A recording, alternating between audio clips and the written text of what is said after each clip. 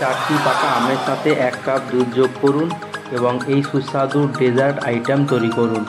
আপনি এটি একবার তৈরি করে বাড়িতে বানালে বারবার তৈরি করতে ইচ্ছে করবে। এটা খুবই সুস্বাদু। তো রেসিপিটা পুরো দেখার জন্য আপনাদের অনুরোধ থাকলো। আপনারা দেখছেন তাপস মন্ত্রী রান্নাঘর। বাই দ্য ওয়ে, আমার নাম তাপস মন্ত্রী। আমার এই ছোট্ট ইউটিউব চ্যানেলে আপনাদের জানাই অসংখ্য ধন্যবাদ। আপনারা এই পুরো রেসিপিটা দেখতে থাকুন। আশা করি আপনাদের কোনো কিছু বুঝতে অসুবিধা হবে না। এটা সহজ সরল পদ্ধতি এবং সঠিক পরিমাণ সহ আপনাদের সাথে শেয়ার করব। আমি বানিয়েছি, খেতে খুব সুস্বাদু। এটা একবার বানালে বারবার বানাতে ইচ্ছে করে বাড়িতে, এবং যাদের বাড়িতে ছোটো ছোটো বাচ্চারা আছে তাদের সকালের টিফিনের জন্য এটা খুবই ভালো একটা রেসিপি।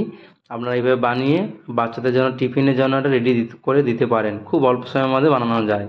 তো প্রথমে আম নিয়েছি, এখানে 4টি আম ভালো করে ছাল ছাড়িয়ে কেটে নিচ্ছি। ধীরে ধীরে এইভাবে আমগুলোকে কেটে নিচ্ছি, ছাল ছাড়িয়ে ভালো করে পরিষ্কার করে আমি একটা পাত্রের মধ্যে দিয়েছি। তারপর আমি গরম দুধ দিয়েছি। এখানে কাঁচা দুধ দিলেও হবে, আপনারা চাইলে গরম দুধ দিবেন। তারপর আমি একটু অল্প পরিমাণ চিনি দিয়েছি। চিনি দিয়ে ভালো করে আমটাকে ভালো করে মাখিয়ে ফেলতে হবে, সুন্দর করে মাখিয়ে ফেলতে হবে। তারপর আমের আটিগুলো এইভাবে হাত দিয়ে চেপে ভালো করে বের করে নিতে হবে। দেখতে পাচ্ছ বন্ধুরা কি সুন্দর হয়েছে। আমি যেভাবে বানিয়ে ফেলেছি আপনারা এইভাবে বানিয়ে ফেলবেন। ধীরে ধীরে আমি একে একে সবগুলো এইভাবে আমগুলো হাত দিয়ে ভালো করে মাখিয়ে আটিগুলো এইভাবে বের করে নিচ্ছি। আমি যেভাবে বানাচ্ছি আপনারা এইভাবে বানাবেন। এই রেসিপিটা কারা কারা ফার্স্ট টাইম দেখছো আপনারা অবশ্যই কমেন্ট করতে ভুলবেন না। আর কাদের ফেভারিট রেসিপিটা অবশ্যই কমেন্ট করবেন। আর কোথা থেকে আমার ভিডিও আপনারা দেখছেন অবশ্যই কমেন্ট করতে ভুলবেন না, অবশ্যই কমেন্ট করবেন। তারপর আমি সুজি রাইস নিয়েছি। আমের পেস্টটা ভালো করে হয়েছে, দুধ আর আম দিয়ে মাখিয়ে ভালো করার পর রেখে দিয়েছি এটা আলাদা পাত্রের মধ্যে। তারপর সুজি রাইসটা আমি জল দিয়ে ভালো করে ধুয়ে নিচ্ছি। আমি দেখতে পাচ্ছ ভালো করে ধুয়ে নিতে হবে রাইসটাকে, 1 বার 2 বার 3 বার, যত ভালো পরিমাণ ধুয়ে নেবে তত চালটা ভালো করে পরিষ্কার হয়ে যাবে সুজি রাইস।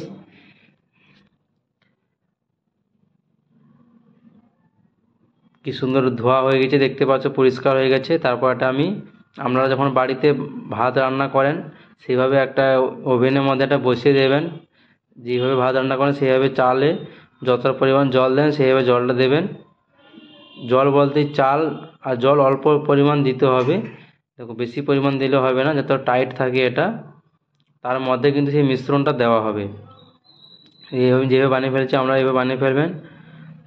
তোমাদের যদি কোনো কিছু বুঝতে অসুবিধা হয় আমাকে অবশ্যই কমেন্ট করবেন, আমি অবশ্যই বলবো। দেখো কীভাবে ফুটছে, দেখো ধীরে ধীরে হিটে, বেশি আঁচ দেওয়ার দরকার নেই, মিডিয়াম হিটে ওইভাবে ফুটিয়ে নিতে হবে। সেম ভাতের মতোই প্রসেস। যে কেউ এই ভিডিও দেখে বানিয়ে ফেলতে পারেন খুব সহজভাবে। দেখো কি সুন্দর শুকনো টাইট হয়ে গেছে। দেখতে পাচ্ছ বন্ধুরা জলটা আমার মাপে মাপে হয়েছে। এখানে একটা পরিমাণটা বলে দিচ্ছি, যত কাপ দেবেন তার ডবল কাপ জল দেবেন, তাহলে পরিমাণটা হয়ে যাবে। আপনি 2 কাপ নেন তাহলে আপনি 4 কাপ জল দেবেন। দেখো আমার পরিমাণটা হয়ে গেছে। আর এখানে কিছু বোঝার অসুবিধা হবে না আশা করি। তারপর আমি ওই আম আর দুধের মিশ্রণটা ওই চালের মধ্যে দিয়ে দিয়েছি, সুজি রাইস যেটা নরম হয়ে গেছে। তারপর আমি এই দুধ এবং আমের মিশ্রণটি দিয়ে দিয়েছি। এখানে আপনারা চাইলে এখানে কিশমিশও অ্যাড করতে পারবেন, কাজু কিশমিশ এলাচি। তারপর আমি কাঠবাদামগুলো কেটে ভালো করে ছড়িয়ে দিচ্ছি। তারপর পেস্তা বাদাম দিয়েছি। তারপর এখানে একটু পরিমাণ মতো লবণ দিয়েছি। তারপর ঘি দিয়েছি একটু পরিমাণ মতো, আপনারা চাইলে দেশি ঘি দিতে পারেন। তারপর আমি একটু পাতলা করার জন্য টাইট হয়ে গেছিলো দুধ দিয়েছি। তারপর আমি এখানে একটু গুঁড়ো দুধ দেবো, আমুল দুধ যে আছে সেটা দেবো।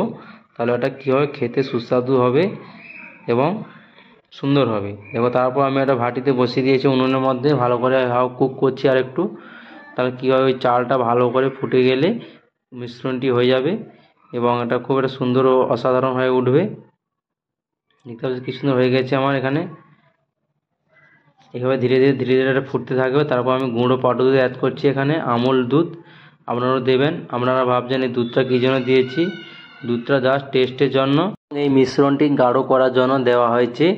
এটা দিলে খুব খেতে সুস্বাদু হবে। আর দেখতে পাচ্ছ আমি ভালো করে কুক করে নিচ্ছি, আরেকবার নাড়িয়ে চুড়িয়ে কুক করে নিচ্ছি। দেখতে পাচ্ছ আমার রেডির পথে হয়ে এসছে, কিছুক্ষণের মধ্যে রেডি হয়ে যাবে। আমার ভিডিও এতক্ষণ দেখার জন্য আপনাদের অসংখ্য ধন্যবাদ। দেখতে পাচ্ছ রেডি হয়ে গেছে। আর আপনারা এরকম নিত্য নতুন রেসিপি দেখতে চাইলে আমার ইউটিউব চ্যানেলকে সাবস্ক্রাইব করে পাশে থাকবেন। আর রেসিপিটি ভালো লাগে অবশ্যই জানাবেন, আর বন্ধু বান্ধবের মধ্যে অবশ্যই শেয়ার করবেন। নিজে শিখুন এবং অন্যদের দেখার সুযোগ করে দিন। আজকের রেসিপি এই পর্যন্ত, আর দেখা হচ্ছে আগামীকাল ভালো রেসিপি নিয়ে। আপনারা ভালো থাকুন, সুস্থ থাকুন। এটা খুবই টেস্টি ফুল, একবার ছোটো ছোটো বাড়ির বাচ্চাদের জন্য বানিয়ে নেবেন টিফিনের জন্য, খুব খেতে সুস্বাদু হবে।